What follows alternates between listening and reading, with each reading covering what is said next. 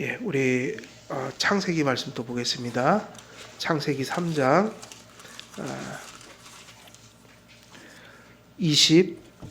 오늘 22절이죠. 22절부터 24절까지 우리 또 함께 읽도록 하겠습니다. 22절에서 24절까지입니다. 시작. 여호와 하나님이 이르시되 보라, 이 사람이 선악을 아는 일에 우리 중 하나같이 되었으니 그가 그의 손을 들어 생명나무 열매도 따먹고 영생할까 하노라 하시고, 여호와 하나님이 에덴 동산에서 그를 내보내어 그의 근원이 된 땅을 갈게 하시니라. 이같이 하나님이 그 사람을 쫓아내시고 에덴 동산 동쪽에 그룹들과 두루 도는 불칼을 두어 생명나무의 길을 지키게 하시니라. 아멘. 오늘은 22절 말씀 또 이어가는데 하반절 말씀입니다. 우리가 지난 시간까지는 하나님께서 우리 중 하나같이 되었다. 근데 그 말씀이 책망하시는 말씀이라고 말씀을 드렸고요. 이제는 뒤에 있는 구절 보겠습니다. 그래서 22절 그 후반절부터는 무슨 얘기가 나오죠? 22절 후반절부터는 무슨 얘기입니까? 선악과 얘기잖아요. 그죠? 생명나무. 그 생명나무에 대한 이야기를 좀 해야 되겠어요. 그래서 앞에서는 네가 하나님처럼 되려고 그걸 따먹었다. 근데 사실은 그게 너를 죽였고 너를 비참하게 만들었다. 그런 어떤 역설적인 방식으로 죄를 또 다시 한번 이렇게 꾸짖는 내용이고요. 그리고 뒤에는 그 앞에서 너는 죄를 졌다. 그러니까 정죄하시는 거잖아요. 정죄를 할 때 그 다음이 중요해져요. 뭐가 금해지는 거예요? 생명나무가 금해진다. 그건 앞에서 정죄하신 것의 결과인 거예요. 근데 왜 하필이면 생명나무인가? 생명나무가 어떤 의미를 가지고 있는가? 왜 하나님께서 생명나무를 아담과 하와에게서 금하셨는가? 이런 것들은 좀 자세히 살펴볼 필요가 있습니다. 그래서 이제 내용을 보게 되면 하나님께서 행위 언약에 있어서 아담과 하와가 받아야 할 마땅한 정죄와 징벌을 선고하실 때, 그래서 3장 15절에서는 원시복음을 주시지만 하나님께서 지금 정리하고 계신 것은 뭐예요? 무슨 언약이에요? 행위 언약. 그죠? 행위 언약이라고요. 이제 추방과 함께 그들에게 주어진 최종적인 하나님의 처사는, 그래서 정죄를 하셨죠. 그리고 그 정죄는 죽음을 선고하는 것이면서, 우리가 보통 죽음이라는 건 두 가지잖아요. 첫째 사망.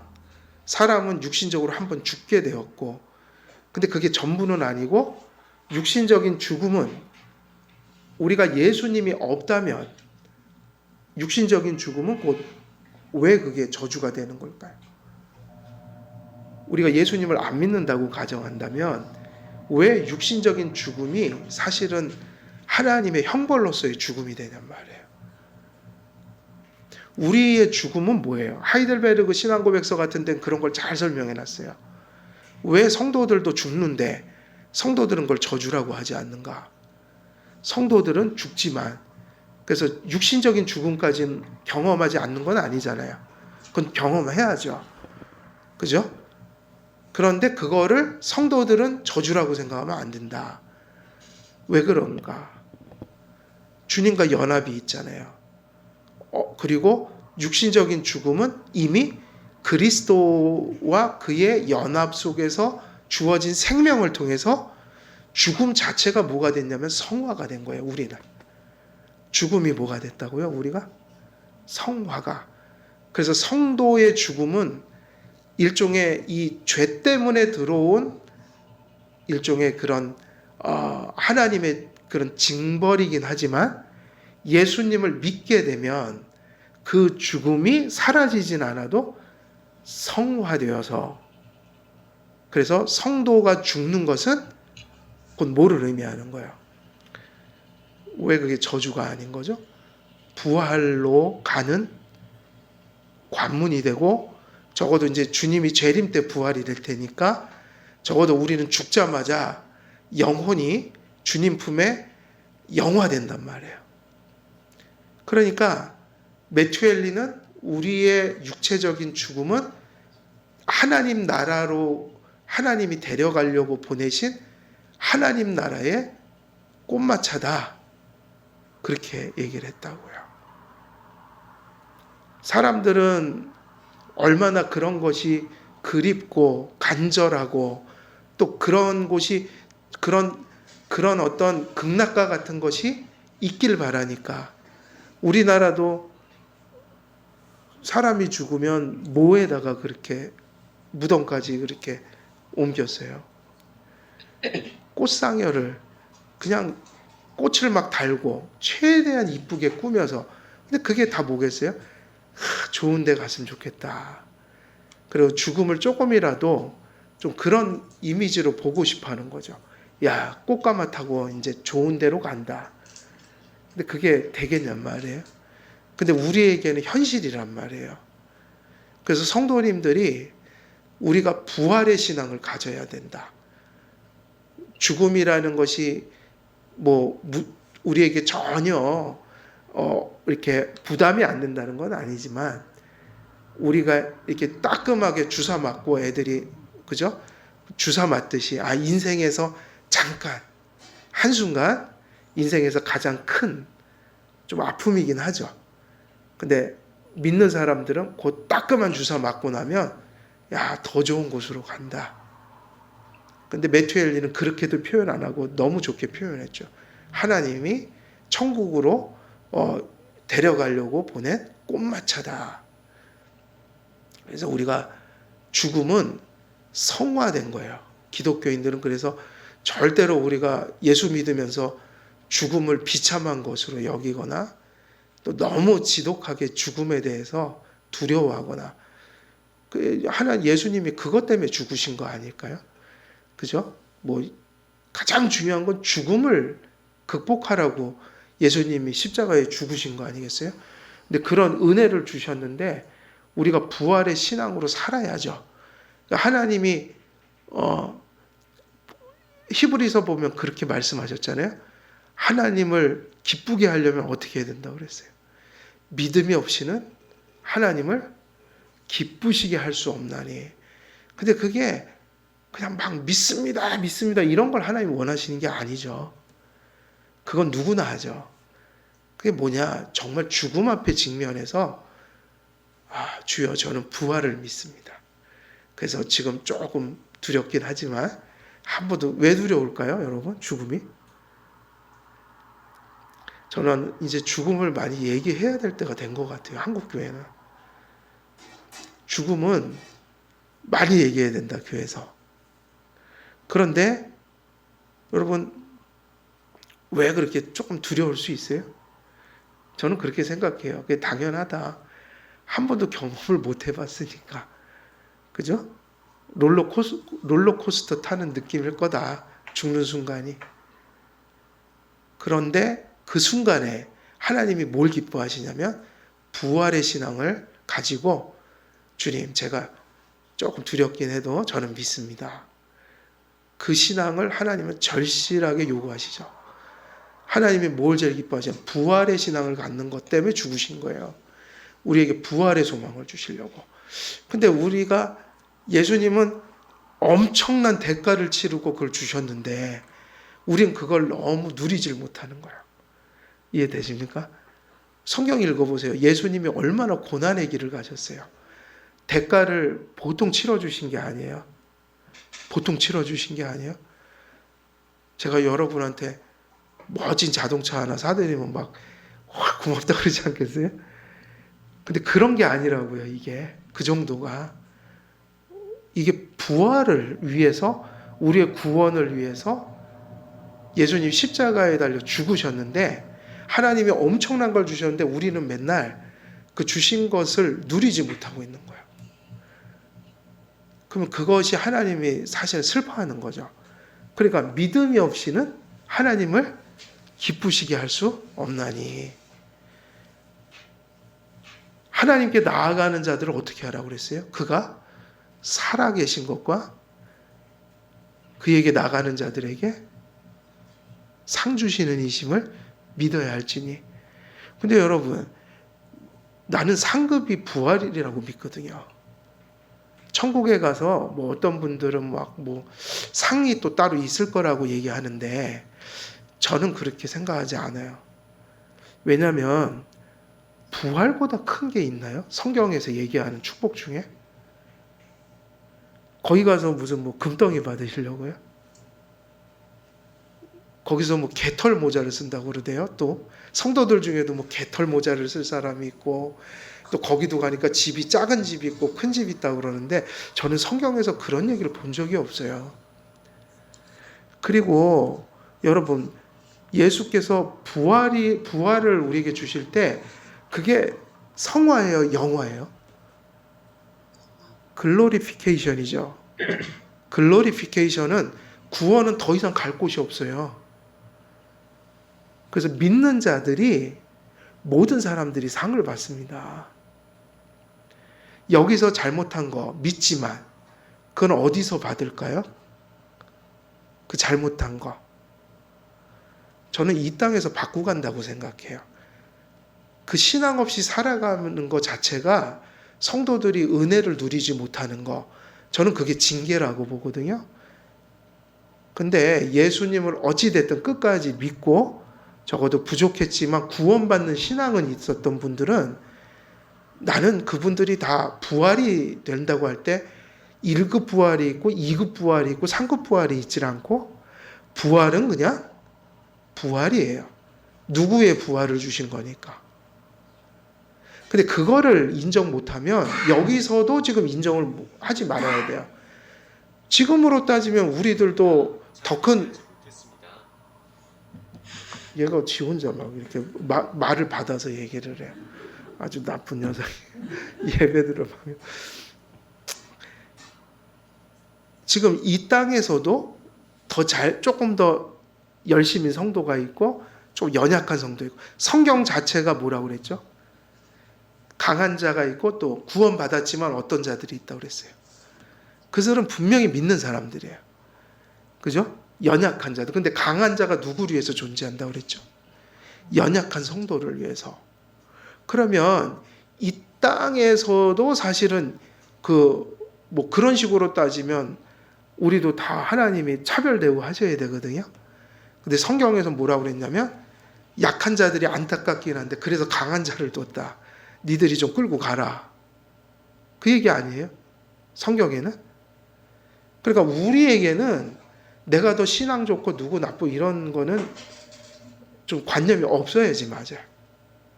그게 없는 것이 맞다. 그리고 연약하다는 것은 이제 우리가 그런 돌봐야 될 때상, 아니면 정말 도덕적으로 너무 그러면 치리해야 될 때상, 그래서 더 온전한 사람 만들어야 될 사람. 그럼 그것도 뭐냐? 사랑이거든요. 또 너무 수준이 낮으니까 그게 권징이든 또 사랑이든 그 사람을 온전한 신앙의 수준으로 올려야겠다. 그런 생각은 우리가 해야죠. 근데 강하고 낮고 이런 것이 우리가 할 얘기는 아니라는 거예요. 우리가 누굴 차별하냐면 나도 받은 주제에 받은 거 아닙니까? 내가 강한 신앙이 있다면 그거 누가 주신 거죠? 은혜를? 그렇죠. 받은 거죠. 받은 걸 가지고 내가 너한테 먼저 줬고 너에게 좀 더 많이 줬으니까 그건 네가 가지라고 준 게 아니야. 그걸 가지고 연약한 자들을 돌봐라. 그 얘기 아니겠어요? 성경은 저는 그렇게 봤거든요. 그러니까 자랑할 때가 있다 없다. 그게 답이잖아요. 성경에서 자랑할 데가 없다. 지상교회에서도 그런데 천상에서 부활을 했는데, 지상에서는 그래도 연약한 사람 있고 강한 사람이 있잖아요. 근데 연약한 사람도 끝까지 믿음을 지켜갖고 결국 구원받으면 뭐를 하죠? 부활을 하잖아요. 근데 여러분 성경 볼 때 부활이 저급 부활이 있고 고급 부활이 있고 그렇더냔 말이에요. 부활이 그냥 부활이지. 그래서 조직신학 가르칠 때, 신앙 고백 배울 때 영화됩니다 그러잖아요. 영화. 저는 그게 끝까지 믿음 지킨 사람에게 상이라고 봐요. 천국에는 개털 모자 뭐 이런 거 의미 없다. 그리고 설사 그렇다면 저는 그렇거든요. 저는 개털 모자라도 쓰고 천국에 있었으면 참 좋겠다. 왜냐하면 제가 저를 알거든요. 이 정도밖에 못 사는데 내가 개털 모자 쓰려면 누가 제일 먼저 개털 모자 써야 돼요? 저는 저던데요. 보니까 옛날에 부흥사들이 그렇게 가르쳤잖아요. 열심히 헌신하십시오. 그러면 천국에서 금모자 씁니다. 근데요, 여기서 제대로 안 한 사람들은 개털 모자 쓰고 다닙니다. 거기서도 구두 닦는 사람이 있던데요. 막 그렇게 하면서 설교했다고요. 근데 그건 매우 비성경적인 설교다. 천국에서 부활한 사람이 무슨 차이가 있단 말이에요. 다 똑같이 영화가 된 거지. 그리고 여러분, 영화에서 다음 단계가 있어요, 없어요? 없단 말이에요. 그러니까 마지막 심판 때 그게 중요하다고요. 나 너 몰라 이러면 끝장이 나는 거고, 어찌됐든 여기서 연약하다 하든 그래도 구원받는 믿음을 지키고 그 사람은 그 사람의 분량에서 최선을 다해서 천국 갔어요. 하나님이 그래도 네 믿음은 구원받는 믿음이다. 이리 와. 너는 내 새끼야. 그러면 상황 종료다. 그럼 저는 그 생각 드는 거예요. 아니 천국 간다. 야, 나같이 살았는데 천국 들어가는 것만 해도 감사하다. 저는 그렇게 생각해요. 죄가 많거든요, 제가. 그리고 지금도 목사의 사역을 하지만 지금도 죄를 짓겠어요, 안 짓겠어요? 짓고 산단 말이에요, 저도. 그러면 그런 거 다 따지면요, 개털 모자는 누가 써야 됩니까? 개털 모자가 아니죠, 그냥. 개털 모자도 못 쓰죠, 그런 식으로 따지면. 오늘도 제가 천국 가서 뭐 부활하고 이런 거를 꿈꾸는 거는 예수님이 없으면 아무런 의미가 없다. 그러니까 성경은 뭐 할 데가 없다고 그런 거예요? 자랑할 때가. 그래서 저는 그 얘기를 하는 거예요. 부족하지만 주님한테 내 생명을 드리도록 헌신하는 것도 참 좋은 거다. 근데 그 헌신이 내가 이만큼 했으니 이게 아니라 나 같은 존재가 천국 가서 개털 모자라도 쓴다면 야, 내가 생명을 못 드리겠습니까? 그 얘기예요. 주님한테 헌신은 무엇으로 해야 되는 겁니까? 그러니까 제가 지금 이 얘기가 열심을 내지 말라, 헌신하지 말라는 얘기가 아니라 생명을 드리더라도 그런 의식 속에서 감사해서 뭘 드려야 그게 하나님이 받으시는 제사가 되는 거죠. 이게 이해가 되시나요? 이게 정상이란 얘기예요. 나 같은 존재가. 그래서 다윗이 그렇게 얘기했잖아요. 다윗이 내가 천국에 뭐만 하더라도 참 나는 그것이 참 사모된다. 천국의 문지기다. 그러니까 들어가지는 못하고 그냥 문턱에서 그거 지키는 역할만 맡아도 이건 대단한 거다. 하나님 나라가 얼마나 좋으면. 이게 되게 중요하다. 그러니까 죽음은요, 성도의 죽음은 뭐가 됐다고 봐야 돼요? 성화가 됐다, 지금. 그리고 그 죽음은 영화로 가는 뭐가 되는 거예요? 그래서 영화로 가는 관문이 되는 거죠. 문턱이 되는 거죠. 그래서 성도님들은 부활의 신앙으로 우리가 언제 맞이할지는 모르지만 죽음을 너무 공포스러워해서는 안 된다는 얘기예요. 예. 그냥 여기서 열심히 하나님 주신 그날까지 살다가 믿음 안에서 우리가 가는 거, 이거는 축복이다. 그래서 성경의 시편에 보면 하나님이 성도의 죽음을 어떻게 보신다고 그랬어요? 성도의 죽음을 되게 소중하게 보시고 아름답게 보신다. 뭐 비슷한 구절일 거예요. 근데 그게 기독교 신앙이죠. 죽음을 넘어선 게 기독교 신앙이니까. 예, 거기서 넘어지면 안 돼요. 그런데 여기서 죽음은 뭐냐? 죽음은 뭐죠? 그러니까 우리는 이제 산 거예요. 그러니까 예수님이 죽어도 살겠고 살아서 또, 그죠? 살아도 복이요, 죽어도 복이다. 나는 부활이요 생명이니 그랬잖아요. 근데 지금 아담에게 행위 언약적으로 너는 죽었다 이럴 때 그 죽음은 사실은 그 진짜 죽음은 뭐냐는 거죠. 우리가 두려워해야 될 그 죽음.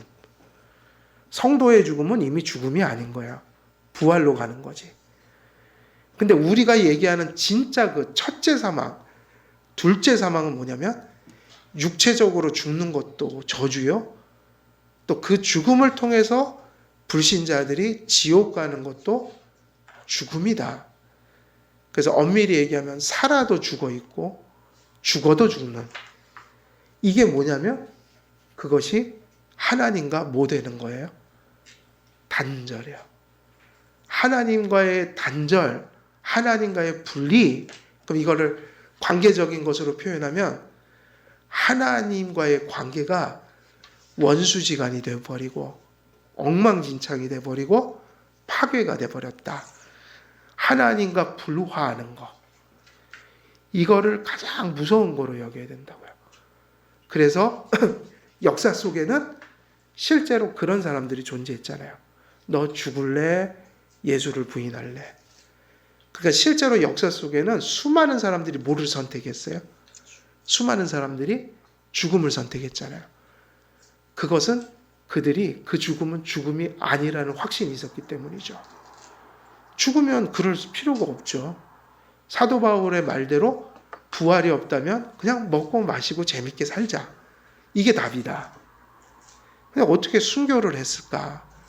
그거는 진짜 죽음의 의미를 알았기 때문이에요. 무엇이 죽는 겁니까? 하나님과 관계가 엉망이 돼버리는 거.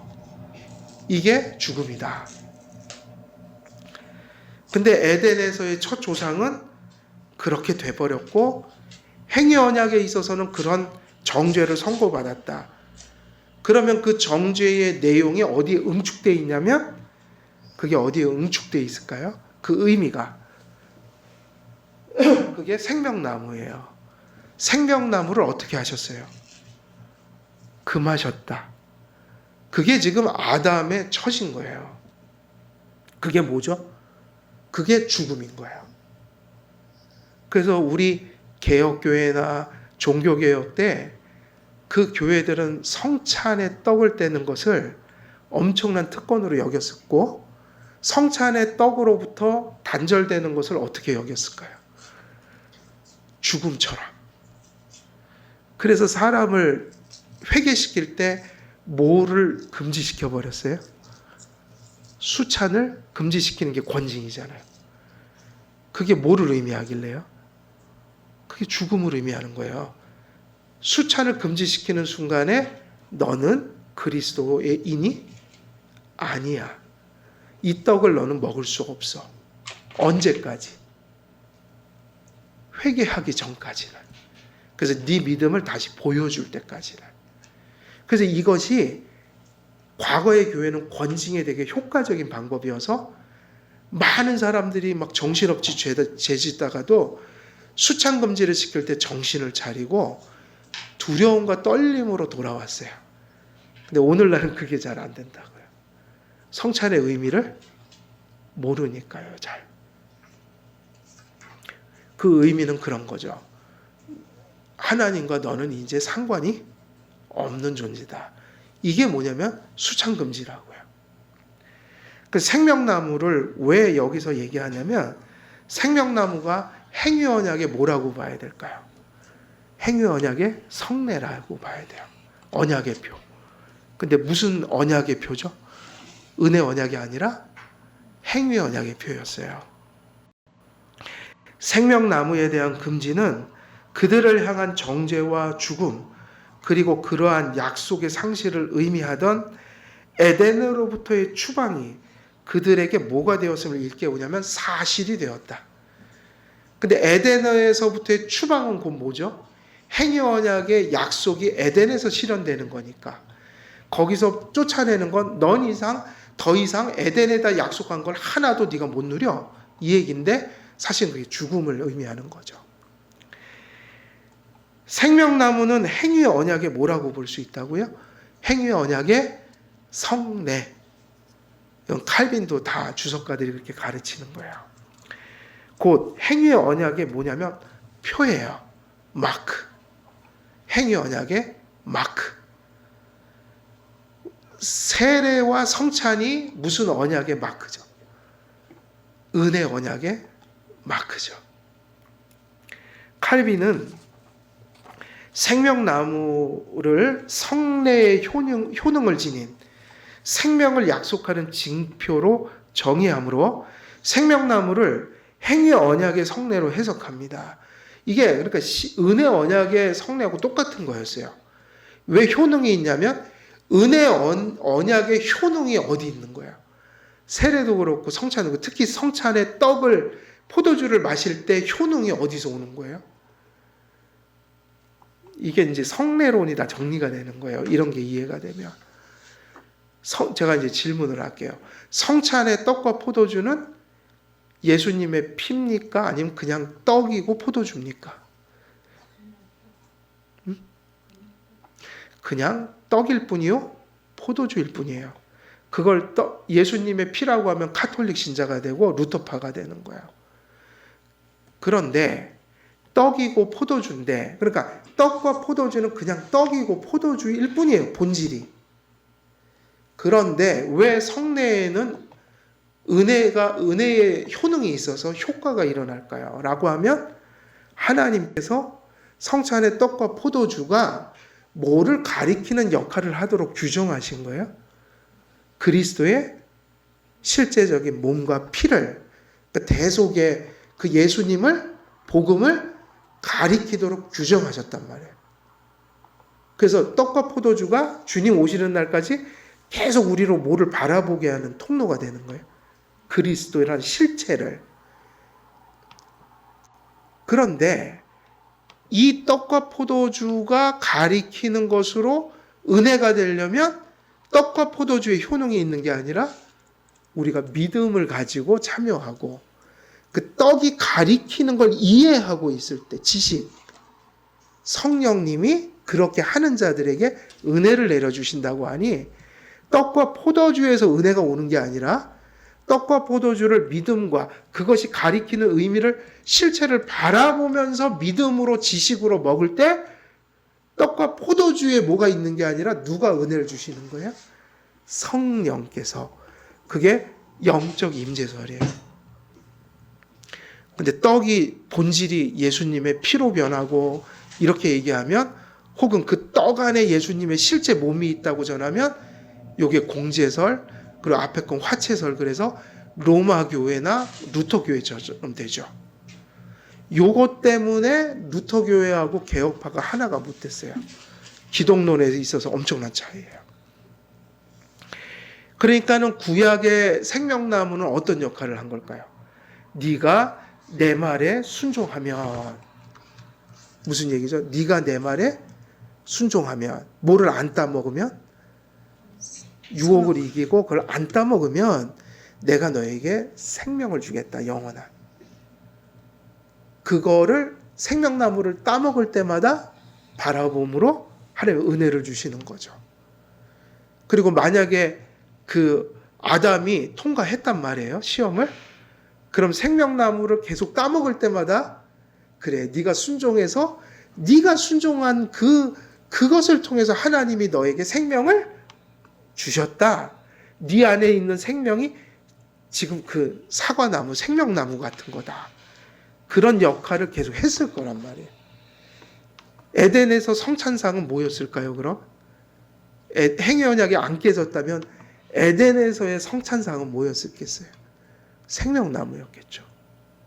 그런데 행위 언약이 파기됐죠. 죽음이 들어왔죠. 하나님으로부터 이제 단절이 됐죠. 이제 그들은 행위 언약의 약속으로부터 어떻게 된 거예요? 모든 걸 박탈당하게 된 거예요. 그러니까 그것을 가리키는 생명나무를 하나님이 아담과 하와에게서 어떻게 하신 겁니까? 박탈하셨죠. 왜냐? 생명나무와 생명의 실체가 어떻게 돼 있으니까? 같이 엮여 있으니까. 어떻게? 그걸 가르치도록. 그러니까는 실제가 사라지면 상징하는 것도 하나님은 어떻게 해버려요? 박탈해 버리셔요. 그게 똑같잖아요. 우리가 교회에서 범죄하면 회개하기 전까지는 뭐를 박탈해요? 성찬의 떡과 포도주를. 이유가 뭐죠? 회개하기 전까지는 네 믿음을 인정해 줄 수가 없으니 너는 회개하기 전까지는 그리스도의 사람이 뭐야? 기다 아니다? 아니다. 아니니까 넌 이걸 못 먹는다는 얘기예요. 그러니까 우리가 성찬을 얼마나 소중히 여겨야 돼요. 그거는 기독교의 전부를 가리키고 있는 거예요. 그렇지 않아요? 기독교의 실체를 가르치고 있는 거예요. 성찬은. 그래서 그처럼 개혁파가 성찬을 그렇게 소중히 여기는 거예요. 그리고 그게 권징이 될 수 있는 이유는 그게 성찬이라는 게 그런 의미를 그리스도인의 정체성을 가르기 때문에 그게 최고의 저주가 될 수도 있는 거예요. 만일 회개하지 않는다면. 주님의 몸과 피에 참여할 수 없는 자가 되는 거. 그래서 생명나무가 행위언약의 성례로 해석이 된다는 걸 우리가 기억할 필요가 있고요. 그래서 생명나무를 박탈하시는 금지시키는 이런 하나님의 행위는 이제 일종의 지금으로 얘기하면은 이게 행위언약 속의 권징과 같은 거였죠. 이게 바로 권징인 거예요. 근데 우리는 회복시키는 거지만 행위언약에서는 끝장이 나버린 거예요. 회복이 될 수가 없어요. 예. 생명나무의 열매를 따먹는다는 것은 행위언약으로부터 주어지는 약속, 곧 에덴에서 복된 영생의 삶을 바라보는 것이었습니다.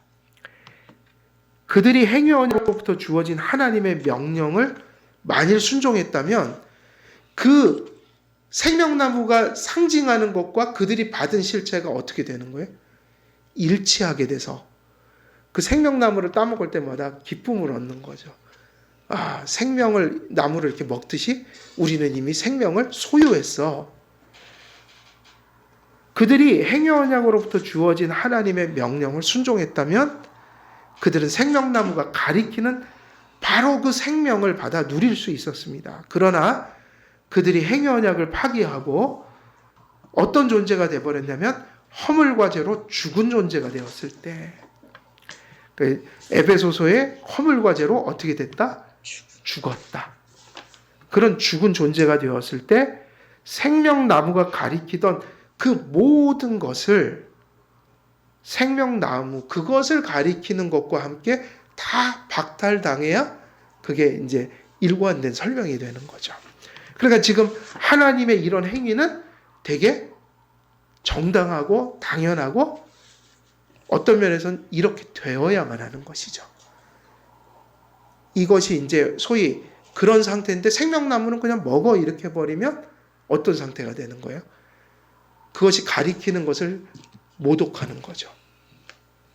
똑같은 의미로 우리가 사도 바울이 그렇게 얘기했죠. 너희가 이 떡과 포도주를 먹을 때마다 그것이 무엇을 의미하는지를 분별하라. 주의 몸을 분별하고 먹어라. 그렇지 않으면 어떻게 된다고 그랬어요? 그게 축복이 되는 게 아니라 저주가 되는 거죠. 주님의 몸을 가리키는 거를 믿지도 않고 먹는 것이고 그리고 완전히 그 의미와 상관없는 생각을 가지고 의미 없이 먹고 마시는 건 누구의 몸을 더럽히고 모독하는 거예요? 그리스도. 그러니까 성찬은 되게 조심스러워야 돼요. 그것이 의미하는 것을 똑바로 가리키는 것을 보고 먹는 거죠. 왜냐? 그게 그걸 가리키고 있으니까. 그걸 함부로 먹고 마시는 건 그것이 가리키는 것을 모독하는 거니까. 그러니까 생명나무를 허락하셨다면 하나님이 모독을 받게 되는 거라고요. 하나님께서는 하나님을 반역하여 생명을 잃은 아담과 하와에게서 생명나무를 금하시고 박탈하심으로 행위언약에 있어서 그들에게서 생명의 약속이 박탈되었으며 생명나무로부터 박탈된 것은 곧 하나님과 단절되고 절교된 것임을 깨닫게 하려고 하셨습니다. 그럼 이렇게 깨닫게 하는 건 행위언약에선 정죄이기는 하지만 또 이것을 깨달아야만 어떻게 되는 거예요? 이 비참한 상태를 깨달아야만 우리가 계속 기독교 강요에서 얘기하고 있는 것처럼 은혜 언약을 붙들 수밖에 없게 되는 거예요.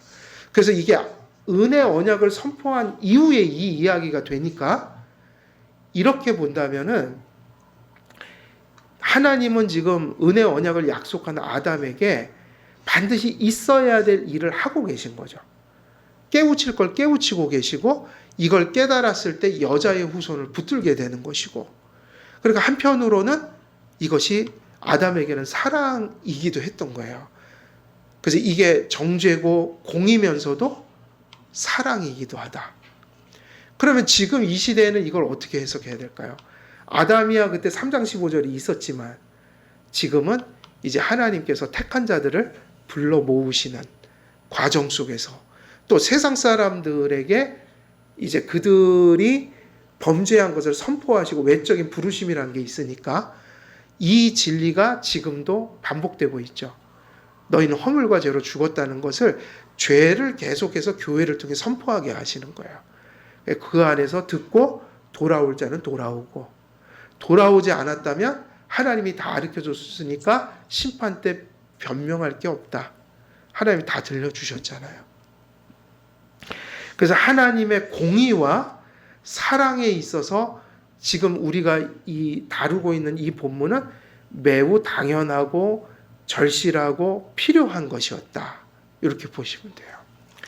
마치 세례와 성찬이 은혜 언약의 표로 불리듯이 생명나무는 행위 언약의 표였으며 세례와 성찬은 은혜 언약의 성례와 표로서 은혜 언약 안에 있는 약속을 인치고 표하듯이, 자 그러면 성례가 하는 일은 뭐죠? 지금 제가 중요한 거 얘기했죠. 은혜 언약의 성찬과 세례는 뭐 하는 거다? 은혜 언약 안에 있는 그 약속을 표하고 인치는 거다. 그럼 인친다는 말의 의미는 뭐죠? 인이 뭐예요? 확고하게 한다. 우리가 받았는데, 이미 예수님을 믿고 구원받았는데 굳이 또 세례를 받는 거, 또 구원받았잖아요. 근데 굳이 또 성례를 행해요. 그거는 있는 믿음을 어떻게 하라는 거예요? 확고하게 하는 거죠. 우리 안에 확신을 더하게 하고, 예를 들면 이 의식을 통해서 의식과 성령이 마치 도장 찍는 그런 과정을 통해서 확신을 얻는 것처럼, 무슨 집 계약서에다 도장을 찍으면 효력이 발생하잖아요. 그리고 결혼할 때 요번에도 뭐를 이렇게 나눠요? 반지와 시계 같은 걸 나누는데 예물을 나누는 이유는 다른 데 있지 않아요. 넌 내 거다, 이거를 난 당신을 사랑해, 우리의 결혼을 이 반지를 통해서 내가 이렇게 상징적으로 당신한테, 또 마음이 그렇지만 보이는 거로 할게, 이 얘기인 거야. 그러니까 보이는 것도 중요해요, 안 중요해요? 그죠? 말로만 뭐 마음이면 다 이게 아니라 보이는 거 되게 중요해요, 사람은. 그래서 결혼할 때 그것도 중요한 거야. 비록 스덴 반지를 나누더라도 뭐 다야 반지를 또 저기 큐빅을 다야라고 뭐 이렇게 슬쩍 해갖고 주더라도 그 마음만은, 그 당신에게 내 사랑과 약속을 내가 이게 실제 마음을 내가 요 반지를 가지고 보여줄게, 이 얘기예요. 근데 굳이 또 반지를 또 굳이 또 다야가 아니라고 안 해주면 진짜 사랑하나 이 사람이, 이럴 거란 말이에요. 중요한 거죠, 이것들이. 그러니까 성례는 그런 뜻이에요. 인친다는 건 어떤 그것을 공식적으로 효력을 발생하는 시점이면서 그거 우리의 안에 있는 믿음을 항상 이렇게 다지고 확실하게 만드는 거, 그걸 인친다고 하는 것이죠. 생명나무도 행위 언약 안에 그 약속된 것을 인치고 표하고 가리켰습니다. 하나님께서 범죄한 아담과 하와에게서 생명나무를 금하신 것은 일종의 권징으로서, 근데 이거는 이제 영원한 뭐냐면 출교죠. 영원한 출교예요. 해당한다고 봐도 무방합니다. 은혜 언약 안에 있는 신약교회에서 권징은 수창금지와 출교입니다. 신약교회에서 권징은 불신하는 자에게서 은혜 언약의 약속이 박탈되는 것을 표하는 제도입니다. 은혜 언약의 약속은 믿음으로만 받기에 불신의 상태에서 은혜 언약의 약속이 박탈됨이 마땅합니다. 그러면 이제 은혜 언약에서 권징은 수창금지나 출교는 뭐를 회개하라는 것이고, 회개를 촉구하는 것이고, 회개하지 전까지는 교회의 안전을 위해서 분리시켜 놓는 거죠. 그게 맞는 거예요. 그래서 불신을 나타내는 모든 행위를 회개하여 다시 그 안에 신앙이 존재함을 스스로 표하기까지 교회는 신앙 없는 상태로 판단된 사람에게 성찬의 떡과 포도주를 절대로 베풀어서는 안 됩니다. 그리고 끝까지 불신을 회개 없이 고집할 경우 그가 은혜 언약의 약속을 박탈당한 자로서 은혜 언약 백성에서 제외되었으므로 출교로 공표합니다. 믿음의 표가 없는 곳에 은혜 언약의 약속도 주어질 수가 없는 것이고 어떤 믿음의 실체가 없다고 판단되는 곳에 믿음의 표를 주어서도 안 되는 것이죠. 이와 마찬가지로 행위 언약에서 약속은 하나님의 명령에 대한 순종에 놓여 있었기 때문에 불순종한 아담과 하와에게서 행위 언약의 약속이 박탈되었고 행위 언약의 약속을 표하고 가리키는 생명나무를 금하심으로 불순종한 자를 하나님과 하나님의 약속으로부터 분리하셨습니다. 그러므로 생명나무를 금하신 하나님의 행위는 행위의 언약적인 의미에서 아담과 하와를 에덴에서 뭐 하신 거죠? 출교. 근데 여긴 기회는 없는 거예요. 행위 언약 끝나는 겁니다. 그냥. 왜냐하면 하나님 말씀 무서워요. 정령 어떻게 될 거라고 그러세요. 그러니까 돌아올 수가 없는 거예요. 그러나 은혜 언약 안엔 너무 많은 기회를. 그러니까 은혜죠. 선택받은 자 같으면 견인의 은혜를 주셔서 결국은 회개하게 만들 테지만 또 그가 비록 선택받지 못했을지라도 교회는 언젠가 회개하면 받을 수 있는 전제 조건은 붙어 있는 거예요. 그러니까 끊임없는 기회를 주는 거죠. 적어도 이 땅에서 숨이 붙어 있는 한은. 그래서 은혜 언약이 참 감사한 겁니다. 그게. 언약의 표와 성례로부터 그들을 분리시킨 일종의 권징과 칠이었다고 볼 수 있습니다. 그러나 행위 언약에서 권징과 출교는 영원한 형벌에 해당하고 행위 언약으로 회복될 수 없는 절망적인 징벌에 행위 언약으로 회복될 수 없는 절망적인 징벌에 해당된다고 볼 수 있습니다. 이렇게 하고 이제 오늘 시간이 거의 다 돼서 정리를 좀 하면 이 생명나무는 좀 중요하긴 해요. 왜 그럴까요? 왜 중요합니까? 1차적으로는 이게 성례이기 때문이에요. 그래서 행위 언약과 은혜 언약에서 성례의 역할의 본질은 같으니까. 그래서 이것이 성례라는 걸 깨닫는 것도 중요하고. 근데 또 하나 중요한 게 있죠. 같은데 행위 언약하고 은혜 언약은 같아야 달라요? 다르니까 성례라는 면에서는 동일하나 은혜 언약과 행위 언약에서 성례가 어떻게 또 차이가 나는지 제가 지금 말씀드리는 내용들 그거 되게 중요하고 그리고 이제 한 가지가 남았는데 이단들이 생명나무를 너무나 신기하게 해석을 많이 해놔서 이것을 성례적인 의미에서 잘 풀어가지 않으면 생명나무를 가지고 너무 많은 이단들이 장난을 치고 또 목사님들이 신학을 공부하지 않은 분들은 그런 분들은 또 본인들이 돌을 닦은 걸 가지고 이제 설교를 하다 보니까 정말 위험천만한 얘기들을 함부로 갖다 붙이더란 말이에요. 그래서 오늘날 설교를 보면 이단들도 많은데 너무 많은 밝혀지지 않은 이단들이 많고 또 우리가 복음주의라고 보통 이단까지는 가지 않았어도 경계선에 각 근접한 정통교회들이 너무 많다. 이런 생명나무 같은 거는 정말로 이상한 해석을 하는 사람, 선악과 같은 것도 마찬가지고요. 함부로 해석을 하면 안 되는 부분들이죠.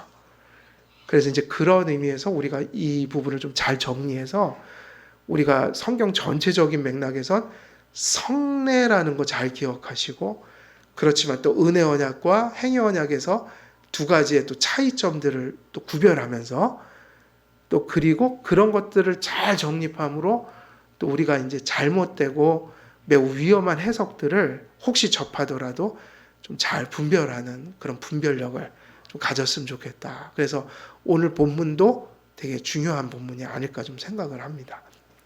그리고 행위 언약에서 은혜 언약으로 넘어가는 과도기잖아요. 그래서 이제 생명나무가 어쩔 때는 예수님을 가리키기도 하고 근데 그건 구약의 성례를 가져와서 상징을 한 거지 그게 은혜 언약의 성례는 아니란 말이에요. 은혜 언약의 성례는 생명나무가 아니라 뭐예요? 성찬과 세례죠. 그거 있는데 그럴 필요가 없죠. 근데 생명나무라는 거는 구약이 생명을 가리켰으니까 그런 상징을 그리스도에게 붙인 거예요. 그게 그리스도다. 뭐 이제 그런 해석들 좀 중요하고 오늘 여기까지 말씀 전하고요. 또 좀 더 얘기할 부분들이 있으니까 그거는 다음 주에 또 이어서 말씀 전하도록 하겠습니다. 기도하겠습니다. 살아계신 하나님 아버지, 오늘도 이 본문 말씀 통해서 행위 언약이 어떻게 또 파기됐고 또 행위 언약에서 파기될 때 그것을 가리키던 성례로부터 분리되는 저주가 아담에게 임했던 것을 보게 됩니다. 우리는 이 말씀 속에서 다시 한번 또 성례의 역할들도 돌아보고 또 성례의 중요성도 또 돌아보면서 또 이러한 저주와 또 정죄의 말씀들이 또 죄에 빠진 아담과 하와를 은혜 언약 가운데 이끄는 과정 속에서 또 필요했던 말씀들인 것을 또 살필 때에 하나님의 공의가 있는 곳에 또 하나님의 자비가 흘러가고 있음을 다시 한번 기억하며 또 그 공의와 사랑을 또 이미 우리가 받은 믿는 십자가 속에서 우리가 받고 있음을 또 다시 한번 기억할 수 있는 시간들이 될 수 있도록 아버지 은혜 내려 주옵소서. 오늘도 이 본문 말씀들을 통해서 우리가 더 견고한 신앙으로 가기를 간절히 소망하오며 우리 주 예수 그리스도의 이름으로 기도드리옵나이다. 아멘. 하늘에 계신 우리 아버지여, 이름이